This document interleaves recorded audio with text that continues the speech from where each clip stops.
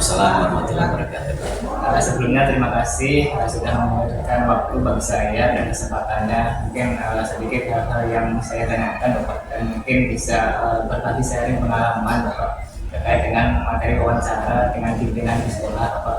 Jadi ada beberapa yang mungkin saya tanyakan terkait dengan pengambilan keputusan. Mohon izin ini saya menanyakan bagian yang pertama ini Bapak, bagaimana Bapak mengidentifikasi kasus-kasus yang merupakan dilema etika Pak? Baik, jadi kadang dilema etika itu sering terjadi tidak hanya di satuan pendidikan, tapi di semua lembaga ada terjadi dilema etika, karena mungkin terjadi ada kita diajak untuk berpikir mana yang terbaik dari yang baik. Kadang juga kita harus mengambil putusan yang buruk, tapi diantaranya masih baik dari yang terburuk. Upaya mengambil solusi terbaik dari poin-poin yang bisa kita kerjakan. Contoh paling konkret di sekolah, di etika itu mungkin ada tugas-tugas yang menyangkut tugas-tugas kepala sekolah, kemudian kebijakan dari pusat yang harus cepat kita ambil tindak lanjutnya, kemudian peraturan yang berubah itu harus cepat melakukan eksekusinya. Hal yang sering terjadi kan sekarang di etika yang dulu adalah keputusan untuk pembuatan SKP yang dulu ditangani oleh tim penilai, sekarang kan beralih tim penilai itu kepala sekolah. Kemudian kepala sekolah melanjutkan pembuatan visi sekolah harus selaras dengan visi dinas pendidikan yang juga harus selaras oleh kementerian, sehingga semua yang dikerjakan guru itu harus mendorong untuk agar visi pimpinan itu juga mendorong untuk pimpinan yang lebih tinggi. Nah, misalnya produk dilema etika yang terjadi, guru-guru diwajibkan membuat dialog yang harus menjawab visi misi kepala sekolah, yang juga harus menjawab visi misi kedinasan, sehingga key performance-nya itu dituntut harus selaras dengan kebijakan visi provinsi. Sementara ada kebijakan baru yang sama juga bagus yang dibuat di platform Merdeka Mengajar, yang berfokus kepada agar guru-guru itu membenahi diri, sehingga ada kewajiban guru-guru itu membuat rangkaian kegiatan yang setara dengan 32 poin secara internal, kemudian juga mengembangkan pembelajaran yang terawasi langsung oleh kepala sekolah, sehingga nilai SKP-nya menjadi ada 2, tetapi kebijakan kita mewajibkan dua-duanya harus jalan, karena dialog di provinsi bagian yang melekat pada tunjangan kinerja, sementara dialog pada PMM bagian yang meningkatkan karirnya. Saya pikir itu yang terjadi untuk dilema etika. Berikutnya Pak, dengan pertanyaan tadi, berarti bagaimana Bapak untuk menjalankan pengambilan keputusan di sekolah? Pengambilan keputusan kita tetap mengacu kepada kepala sekolah itu adalah instruksional leader, sehingga peran yang kita mainkan tetap pada 2 hal, yaitu Igmadio Mangunkarso dan Teguh Rehandia. Kita mencoba berdiri di tengah-tengah untuk mendorong karsa-karsa itu muncul, agar kreativitas para guru itu tidak dihalangi, tapi kreativitasnya disalurkan pada arah yang benar. Teguh Rehandia ini mendorong kita agar guru-guru itu tidak hanya muncul kreativitasnya, tapi juga muncul upaya saling terkoneksi. Dengan terkoneksi secara verbal maupun virtual, diharapkan terjadi kolaborasi untuk kerjasama yang lebih baik. Jadi nuansanya kerjasama Pak ya. Berikutnya berarti langkah-langkah atau prosedur dari Bapak yang biasanya Bapak lakukan seperti apa Pak? Langkah-langkahnya yang pertama, saya tetap mengacu kepada 4P atau 4F, yaitu mulai dari faktual, kemudian finding, kemudian feeling, dan future. Jadi pendekatan pada peristiwa, pendekatan kepada pembelajaran dan perasaan, pendekatan kepada penerapan di masa depan. Kenapa? Pendekatan pada faktual atau pendekatan pada peristiwa, sesuatu yang kita jalani ini kan berasal dari trial error, tapi kita tidak ingin mengulangi kesalahan yang sama di waktu yang berbeda, sehingga setiap kegiatan, entah itu benar atau salah, berhasil atau tidak berhasil, dituntut untuk membuat laporannya, karena itu adalah kejadian objektif. yang bisa kita catat untuk kita jadikan pembelajaran di masa depan. Hal itu menjadikan kita tidak mengulangi kesalahan-kesalahan yang sama di waktu yang berbeda. Ya. Berarti hal seperti sudah bisa dijalankan dan sesuai prosedur Pak. Terus kemudian ini mau izin menanyakan nanti dan biasanya Bapak yang Bapak anggap efektif dalam pengambilan keputusan itu seperti apa? Pengambilan akan dilaksanakan efektif apabila kita berdiri di tengah-tengah umat tersebut. Kadang-kadang guru-guru atau siswa ataupun siapapun pemangku kepentingan itu ketika punya problemnya, dia juga sudah punya solusinya sebenarnya. Jadi sebenarnya 10 programnya atau 10 problem yang dia punya itu 5 solusinya sudah ada pada dirinya. Sehingga ketika ada permasalahan secara efektif, biarkan mereka mengungkapkan segala permasalahannya dan solusinya dari sudut pandang dia. Nah, nanti kita lihat lagi dari sudut pandang yang lain, sehingga tinggal cara kita mengkolaborasikan, cara kita membangun kontribusi bersama itu diharapkan menemukan titik temu. Misalnya kasus-kasus di sekolah ada guru yang memiliki visi yang jauh ke depan kepada anak didiknya, tetapi dia lupa bahwasanya segala kegiatan kita itu berbasis perencanaan dan didukung oleh sumber daya anggaran. Nah, kadang-kadang kita segala sesuatu yang urgent menurut mereka belum tentu baik menurut kita dari sisi anggaran. Sehingga yang harus kita lakukan adalah rescheduling saja, penjadwalan ulang. Hal-hal yang belum bisa dilakukan sekarang ya akan kita reschedule di kegiatan yang akan datang, tapi tidak meninggalkan substansinya. Berikutnya ini Pak, apa saja yang selama ini menjadi tantangan Pak, dalam pengambilan keputusan? Tantangan dalam pengambilan keputusan adalah ketika kita sudah membuat keputusan bersama, kita konsultasikan pimpinan kita, dalam hal ini yang orang yang membuat kebijakan lebih tinggi, itu ternyata tidak selaras dari apa yang kita inginkan. Karena kan mungkin kita boleh jadi berlari cepat, tapi orang melihat kan bukan kuda yang tercepat, kadang ditentukan oleh kuda yang terlambat. Sehingga konsensus itu selalu dibangun bersama, tidak hanya kita sebagai satuan pendidikan, tapi juga satuan pendidikan lain. Contoh paling nyata misalnya ada banyak permintaan karena dianggap kita berprestasi pada penentuan rombongan belajar. Itu kan harus disepakati bersama, karena tidak boleh kita begitu mementingkan diri kita sementara sekolah lain dalam hal ini swasta ataupun negeri yang lain tidak jauh berdekat dengan kita dengan program studi yang sama, itu jadi mati gitu. Sehingga hal ini kan tidak bisa atas dasar pemikiran kita saja. Itu tantangan-tantangan yang sering terjadi, karena kita tidak hanya berpikir secara internal tapi juga harus berpikir di luar.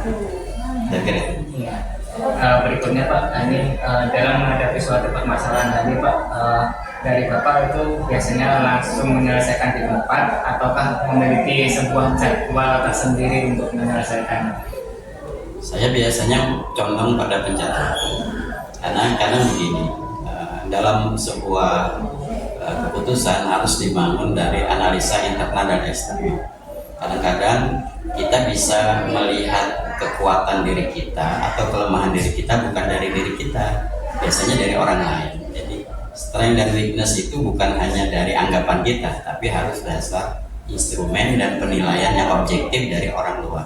Sebagaimana kita menyisir rambut kita perlu bantuan cermin. Ada blind spot lah dalam pengamatan internal. Supaya apa? Supaya kita tidak overestimate atau underestimate dalam penentuan kekuatan internal kita. Kemudian kedua, kenapa itu harus ada penjadwalan? Karena untuk membaca kekuatan eksternal yang begitu cepat berubah itu diperlukan kepakaran, diperlukan sumber masukan-masukan yang lebih luas. Karena yang bisa kita perbaiki itu kondisi internal, bukan kondisi eksternal. Karena kondisi internal itu kita cepat berbenah.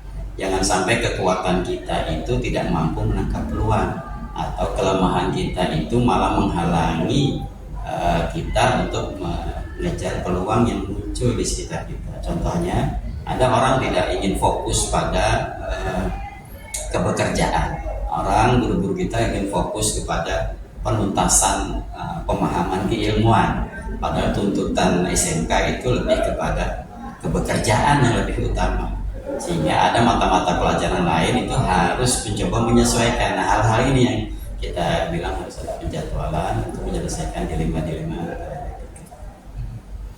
Ini Pak cukup bagus, ini menginspirasi saya juga.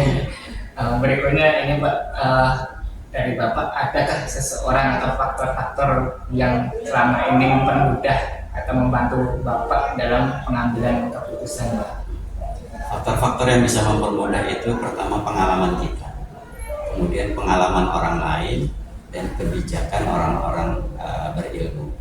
Ini sebenarnya asal kita pandai bergaul dan memiliki forum-forum untuk menambah kepakaran dan keilmuan kita, saya pikir faktor-faktor yang bisa mempermudah kita dalam membantu pengambilan keputusan itu menjadi lebih cepat. Jadi jangan sampai kemalasan kita justru malah jadi faktor penghambat. Kita guru-guru itu ada 4 sumber pembelajaran utama. Misalnya dia bisa mengkaji dan mempelajari lewat webinar, dia bisa mengkaji dan mempelajari segala sesuatu lewat PMM, bisa mengkaji lewat bimbingan teknis, bahkan sekarang ada lagi ruang untuk guru-guru mengakademi yaitu lewat komunitas belajar. Begitu juga dengan forum-forum kepala sekolah. Forum-forum kepala sekolah sekarang sudah semakin banyak, sehingga ada kasus-kasus yang mirip dengan kita tidak perlu bereksperimen lagi, cukup mengambil sesuatu yang orang lain sudah berhasil dan penyesuaian penerapan di kita. Hal ini saya pikir menjadi faktor-faktor mempermudah kita dalam pengambilan keputusan lewat belajar dari pengalaman orang lain dan pengalaman diri kita. Saya pikir itu. Iya Pak, baiklah. Ini pertanyaan terakhir Bapak, dari yang Bapak sampaikan ini Pak, pembelajaran apa yang mungkin bisa dipetik dari sekian banyak yang dialami ataupun hal-hal yang tadi terkait dengan pengambilan keputusan Pak? Menurut saya pelajaran paling penting yang bisa saya ambil dari pengalaman-pengalaman dalam kehidupan kegiatan di satuan belajar itu ada rumusan psikologi yang namanya see, do, dan get. Jadi cara kita memandang sesuatu itu sangat mempengaruhi tentang bagaimana cara kita menyelesaikan, dan cara kita menyelesaikan sangat berpengaruh besar terhadap apa yang mungkin kita dapatkan. Jadi kesalahan melihat sesuatu akan membuat kita mengerjakan sesuatu yang salah, dan sesuatu yang salah itu akan mendapatkan sesuatu yang juga akan tidak nyaman di hati kita, sehingga cara kita memandang itulah yang paling penting. Nah, cara kita memandang itu terumuskan lewat visi dan misi. Cara kita memandang itu ketika ada perbedaan, kita kembali kepada cara kita pandang tadi, sehingga semua akan kembali kepada kesepakatan untuk sama-sama terkoneksi, sama-sama berkolaborasi untuk melakukan do yang benar. Kan permasalahannya bukan masalah benar dan salah. Yang permasalahannya itu kalau arah kita sudah keliru, maka kita akan menyia-nyiakan segala sumber daya. Seperti orang yang latihan memanah itu, anak panahnya jadi tidak berguna kalau dia tidak punya target. Jadi cara kita melihat sangat menentukan cara kita menyelesaikan dan apa yang akan kita lakukan. Baik Pak, mungkin satu pertanyaan kita tadi sudah menutup sesi wawancara ini. Saya mengucapkan terima kasih sekali Bapak sudah dengan sini dan sharing ilmunya dan hal-hal terkait dengan pengambilan keputusan. Mungkin saya akhiri. Assalamualaikum warahmatullahi wabarakatuh. Waalaikumsalam. Terima kasih Pak.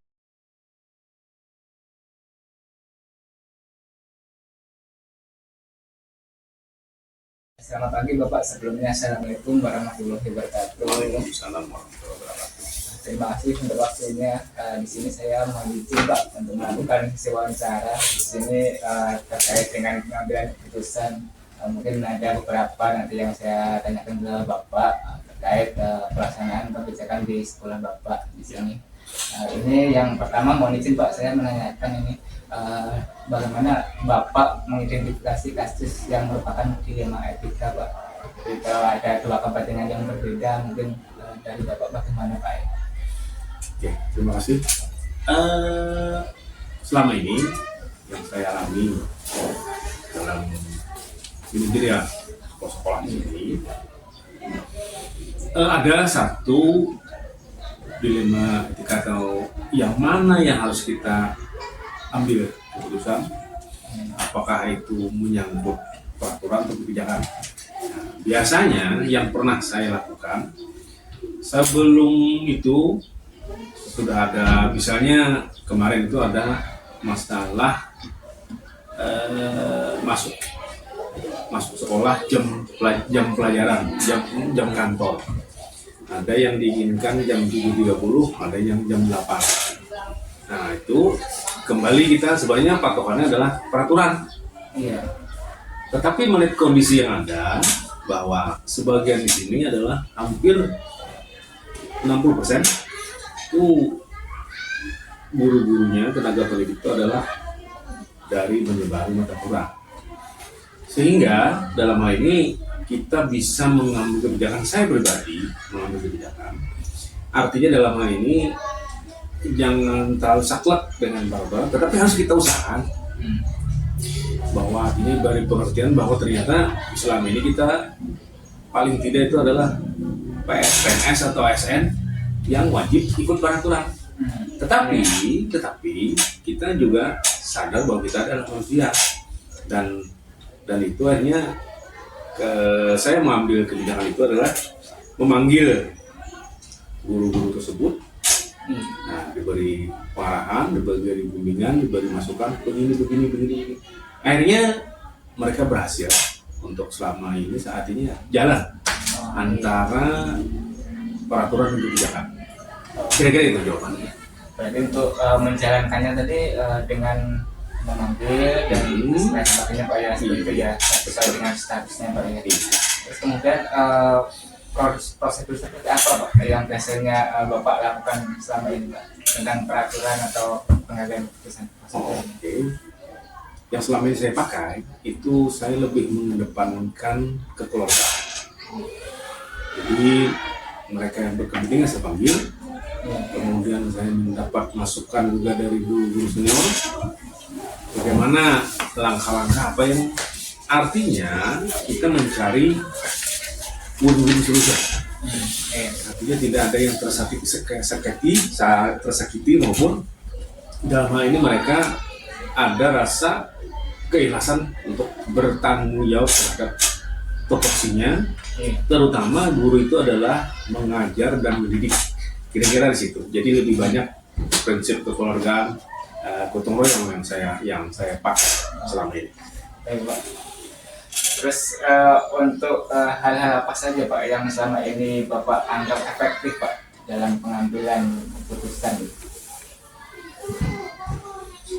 Nah, yang selama ini yang saya anggap efektif dan mereka sukarela, mereka adalah lebih dihargai dan lebih kepada ada unsur transparansi, keterbukaan. Jadi mereka merasa lebih nyaman, lebih aman dalam hal ini mengungkapkan apa sih keluhan-keluhan, terus apa sih yang ingin dicapai, apa yang ingin dilakukan mereka. Jadi prinsipnya tadi kembali yang adalah kekeluargaan, transparansi dan lebih mengedepankan dialog atau diskusi. Nah, itu. Berarti memang persuasif Pak ya? Persuasif, betul.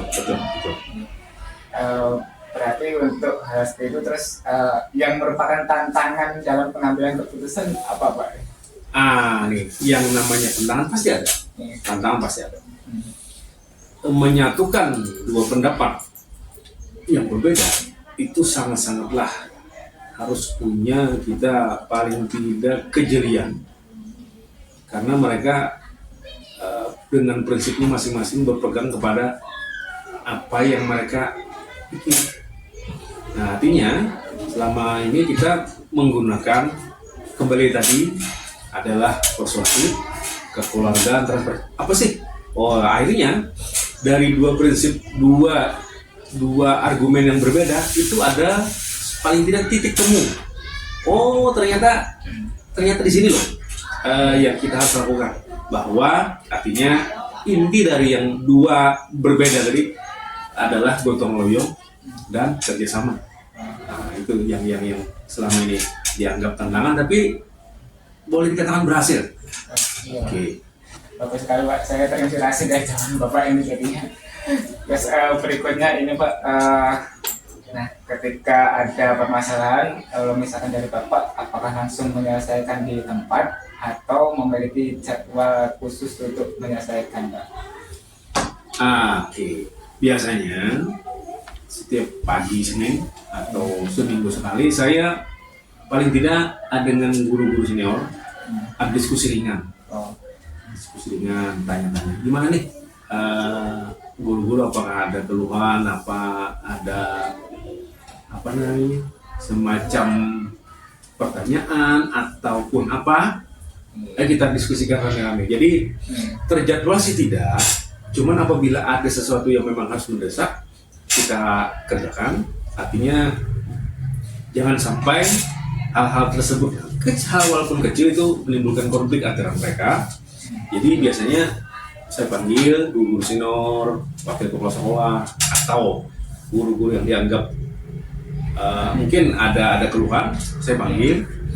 Dalam artian kalau misalnya masih diselesaikan dengan diskusi kecil, oke. Tapi kalau mereka melibatkan guru-guru yang lain, nah biasanya saya gunakan di rapat dinas. Itu yang saya secara jadwal tidak ada, cuman situasional lah, melihat apa permasalahannya baru kita ambil. Memang ada juga sih mencegah, tapi paling tidak sebelum ada keluhan, paling tidak itu sudah ada tindak lanjut yang harus dikerjakan. Oh, iya, siap Pak. Berikutnya ini Pak, adakah seseorang atau faktor-faktor yang mempermudah Bapak atau bisa membantu Bapak dalam pengambilan keputusan? Selama ini yang sering saya lakukan adalah paling tidak saya mendengarkan keluhan, kemudian juga masukan atau mungkin ada saran atau kritikan dari guru-guru senior, karena mereka lebih pertama kita harus jeli bahwa mereka lebih lama di sini, sedangkan saya kan hanya kepala sekolah mungkin ya sekitar jalan 4 tahun. Kalau mereka guru senior itu di atas 10 tahun. Paling tidak usia itu sangat-sangat mempengaruhi lah dalam pengambilan keputusan, karena mereka lebih mengenal secara mungkin lebih spesifik tentang keadaan guru-guru, keadaan sekolah di sini. Jadi saya sangat-sangat menghargai mereka, paling tidak membantu saya untuk memberikan win-win solution yang paling terbaik untuk mereka yang mungkin ada berkonflik gitu. Okay. Ya Bapak, ini pertanyaan terakhir Pak untuk menutup. Dari semua hal yang Bapak sampaikan tadi, adakah pembelajaran yang Bapak ambil mungkin yang bisa disampaikan Pak dari semua tadi? Oke, nah itu dari semua tadi, saya yang paling ingat adalah dalam segala sesuatu itu harus pertama keterbukaan, kedua kekeluargaan, kemudian yang menghasilkan apa tadi namanya persuasif. Nah, jadi mereka lebih dihargai, walaupun saya sebagai pemimpin di sini kepala sekolah, tetapi tetap mereka adalah, saya anggap mereka yang perlu dihargai, walaupun secara hierarki saya adalah atasan mereka, tetapi saya lebih memperlakukan mereka sebagai rekan, teman, pekerja, sekerja, tim di sekolah ini. Jadi lebih menghargai kepada kemanusiaan mereka. Jadi memang ada hal-hal yang tertentu saya harus bertindak sebagai seorang pimpinan atau kepala sekolah. Tetapi hal-hal yang lain mungkin mereka lebih dihargai sebagai teman atau rekan sekerja dalam paling tidak adalah memajukan sekolah sini. Kira-kira itu yang pelajaran, artinya kekeluargaan, transparansi, keterbukaan untuk lebih kepada pendekatan yang persuasif. Itu yang saya lakukan. Okay. Ya Pak, mungkin dari Bapak bagus sekali kalau menurut saya. Ini saya juga mengucapkan terima kasih sudah sharingkan untuk pengalaman dan pemikiran Bapak. Jadi saya ucapkan terima kasih sekali Pak. Mungkin suatu saat kita bisa berkolaborasi dan mungkin saya bisa berkonsultasi ke Bapak selaku yang lebih berpengalaman Pak. Ya, kurang lebihnya mohon maaf. Ini sesi wawancara ini saya tutup Pak. Terima kasih. Assalamualaikum warahmatullahi wabarakatuh. Waalaikumsalam. Ayo memilih yang kau suka. Merdeka belajar wujud yang nyata. Raih mimpimu juga cita-cita. Generasi emas Indonesia. Profil belajar Pancasila tanamkan di dalam dada.